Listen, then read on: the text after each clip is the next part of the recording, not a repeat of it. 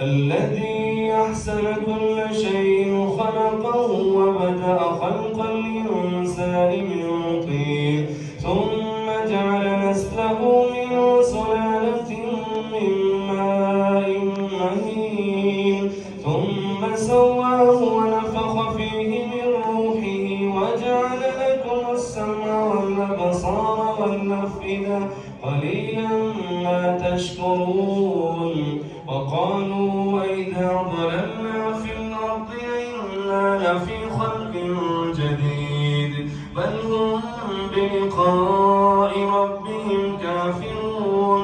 قل يتوفاكم ملك الموت الذي وكل بكم ثم إلى ربكم ترجعون.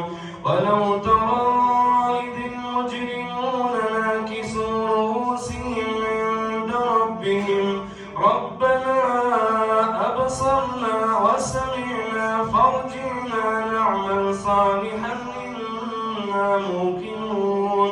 ولو شئنا لآتينا كل نفس هداها ولكن حق القول مني لأملأن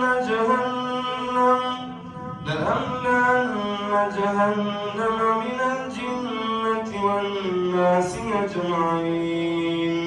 فذوقوا بما نسيتم لقاء يومكم هذا إنا نسيناكم وذوقوا عذاب الخلد بما كنتم تعملون.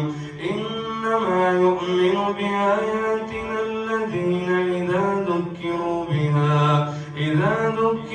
بها خروا سجدا وسبحوا بحمد ربهم وهم لا يستكبرون.